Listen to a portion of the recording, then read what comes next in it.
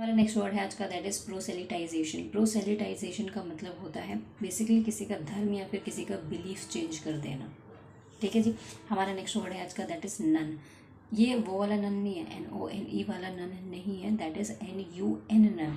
इस नन का मतलब होता है basically member of religious group, या फिर कह सकते हैं, या फिर इसका मतलब दूसरा ये होता है ग्रुप ऑफ विमेन जो कि अपनी फैमिली से सब कुछ छोड़ छाड़ के जो है कहीं दूर दराज इलाकों में रहती है, अलग अपना आश्रम बना के रहती है। एग्जाम्पल के लिए शबरी माता जो मतंग ऋषि के आश्रम में चली गई थी सब कुछ छोड़ छाड़ के। ठीक है, एक तरीके से साध्वी बन गई थी और अपने अनुयायियों के साथ रहती थी। ठीक है, या फिर मतंग ऋषि का भी आप एग्जाम्पल ले ही सकते हो कि वो अपने अनुयायियों के साथ जंगल में रहते थे, इस तरीके से नन। ओके, हमारा नेक्स्ट वर्ड है आज का, दैट इज़ एप्रीहेंड।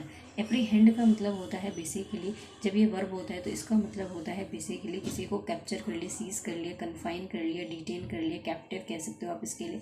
हालांकि कैप्टिव एडजेक्टिव हो जाएगा, कैप्टिव कह सकते हो, इनकार्सरेट कह सकते हो आप इसके लिए। ठीक है जी, आप इसके लिए कन्फाइन कह सकते हो एक तरीके से। ठीक है, लॉकअप में डाल दिया, सीज कर लिया, कैप्चर कर लिया आपने किसी को। लेकिन जब ये एप्रीहेंशन होता है तो इसका मतलब होता है फियर और एंग्जाइटी अबाउट द फ्यूचर। ठीक है, डर और चिंता है आपको क्या, फ्यूचर को लेके किसी चीज़ के लिए। ओके, कंफ्यूज नहीं होना। हमारा नेक्स्ट वर्ड है आज का, दैट इज कंसेंट। कंसेंट का मतलब होता है आपने अपनी सहमति दे दी, तो अप्रूव कर दिया आपने, ग्रांट कह सकते हो, परमिट कह सकते हो आप इसके लिए।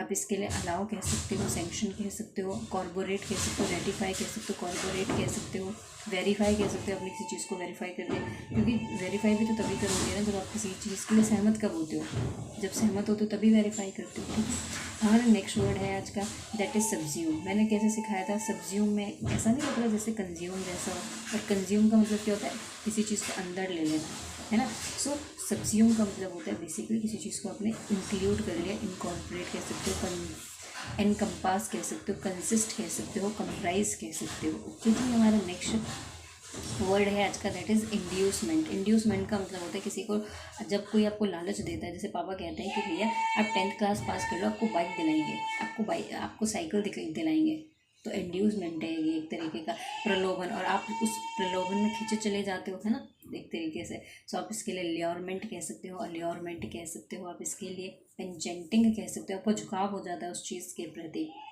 ठीक है, टेम्पटेशन कह सकते हैं आप इसके लिए, एक अट्रैक्टिंग कह सकते हैं, फैसिनेशन कह सकते हैं आप इसके लिए। ओके जी, हमारा जो नेक्स्ट वर्ड है आज का, दैट इज़ एस्टोनिशिंग। एस्टोनिशिंग का मतलब होता है एकदम से आश्चर्यचकित हो गए हैं आप, पूरी तरीके से चौंक गए हैं, तो आप इसके लिए स्टैगरिंग कह सकते हैं, आप इसके लिए स्टनिंग कह सकते हैं, सरप्राइजिंग, बिविल्डरिंग, बैफलिंग, कन्फाउंडिंग, डम्फाउंडिंग कह सकते हैं, परप्लेक्सिंग कह सकते हैं।